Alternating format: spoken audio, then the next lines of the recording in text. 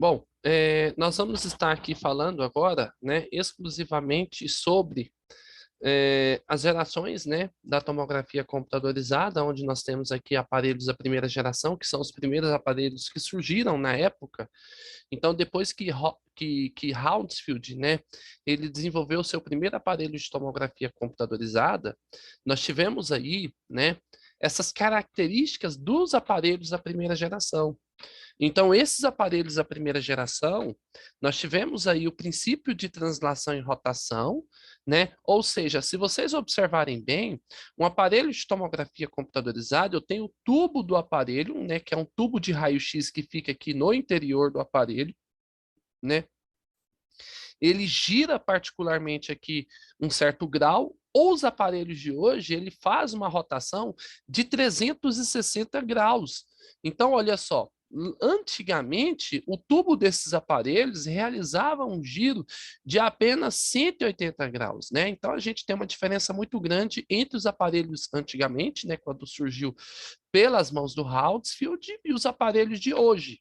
Então, olha só, naquela tecnologia, naquela geração, o tubo de raio-x, produção de radiação X, girava 180 graus, onde nós tínhamos paralelo ao tubo apenas um único detector, né? Então, esse detector, ele vai receber a radiação, e essa radiação recebida pelo detector é o que vai realmente transformar essa imagem, é o que realmente vai transformar a imagem, que é esse único detector. O feixe de radiação que nós tínhamos na época era um feixe retilíneo, reto.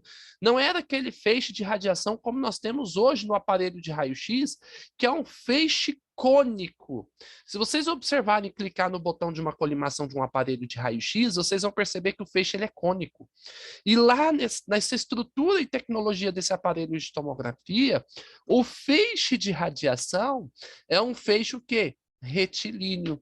E o tempo de aplicabilidade dessa radiação era mais ou menos uma média de 4 a 6 minutos, ou seja, de 4 a 6 minutos para a gente poder ter apenas uma única imagem. Então, eu tenho aqui, conforme vocês estão vendo, essa tecnologia do aparelho de tomografia computadorizada, né? Vocês estão vendo toda essa estrutura do aparelho, a abertura desse guente, que só cabia, na verdade, a própria estrutura do crânio, feito para tal, foi desenvolvido, né? Claro, porque esse era o fundamento do desenvolvimento desse tipo de aparelho, conforme vocês estão observando bem, né? E muito importante, conforme vocês estão observando aí, né? Era um aparelho que emitia muita radiação para se ter apenas uma única imagem.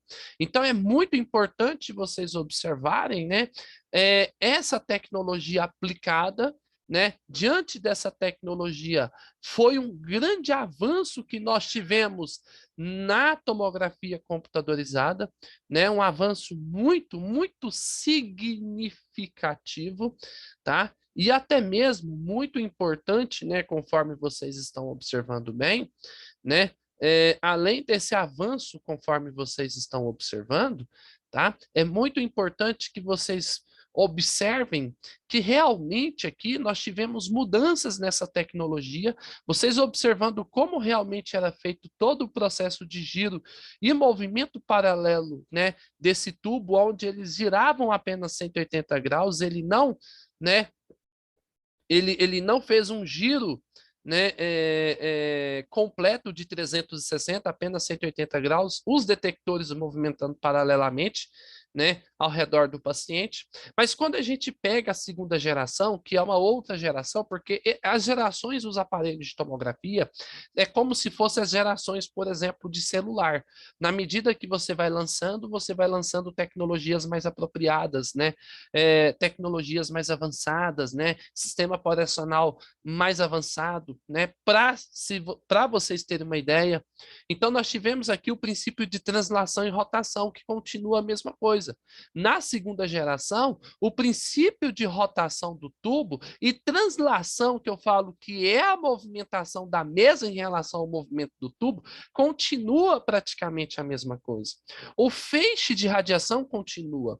A grande diferença é que aqui aumentou-se o número de detectores, aumentando o número de detectores, consequentemente, nós tivemos aí, aumentando o número de detectores, nós vamos diminuir o quê?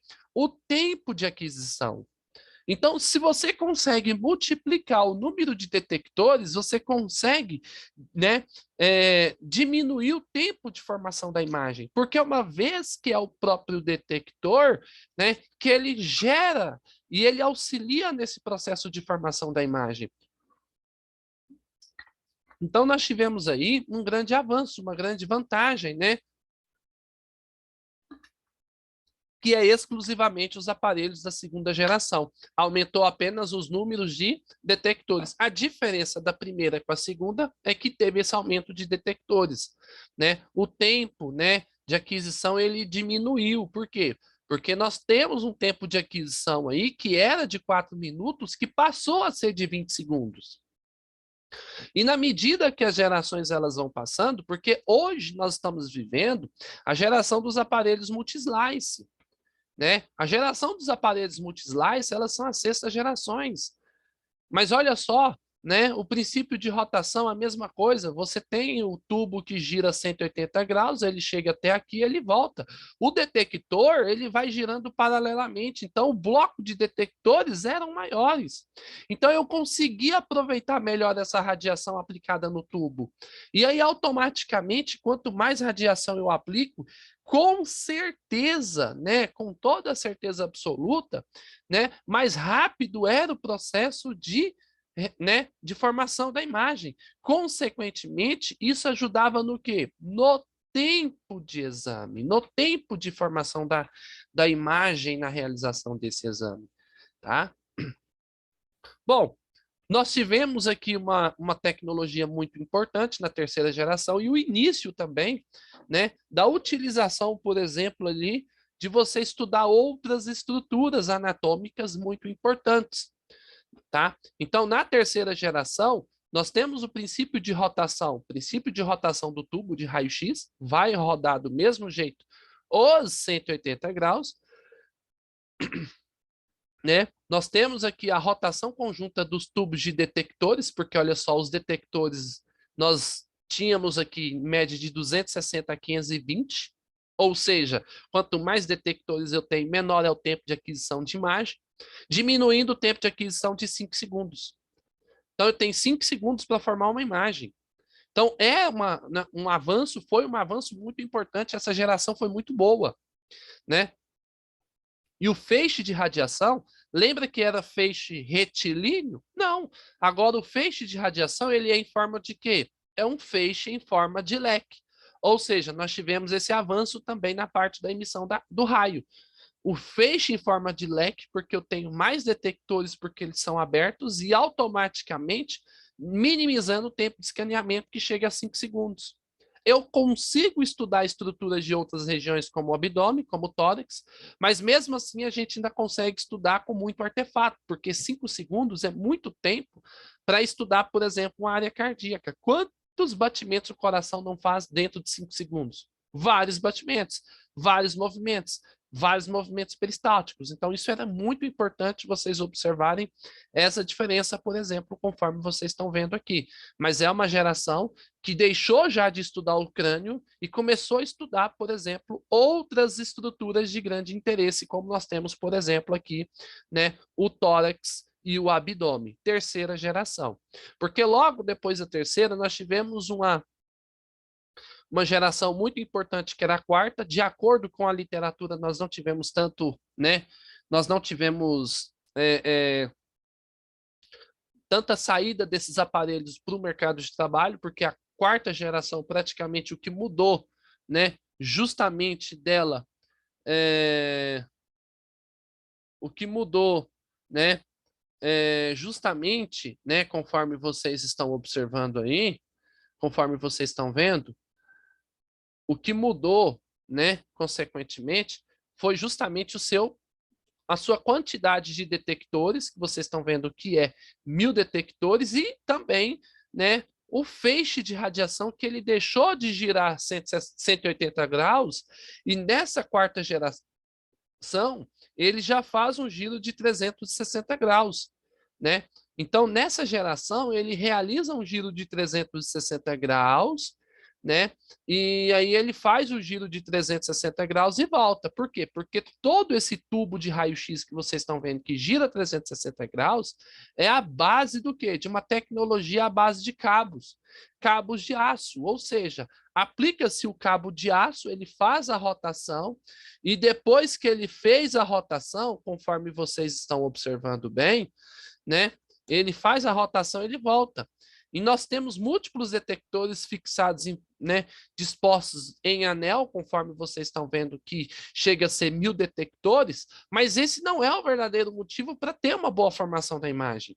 Porque você tem o tubo girando 360 graus, mas ele volta para o seu local de origem. Gira 360 graus, ele volta para o seu local de origem.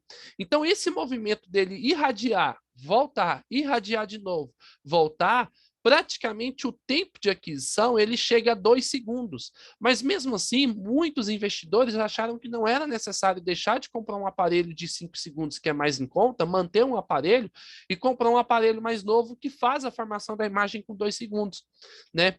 Então, ou seja, mesmo assim, né, muitos acabaram não aplicando esse investimento. Então, nós temos aqui os aparelhos da quarta geração, porque logo depois dessa quarta geração, nós vamos estar falando sobre uma tecnologia dos aparelhos helicoidais, e é exclusivamente nessa tecnologia dos aparelhos helicoidais é que nós tivemos aí um grande avanço, né, dentro da tomografia computadorizada, ok?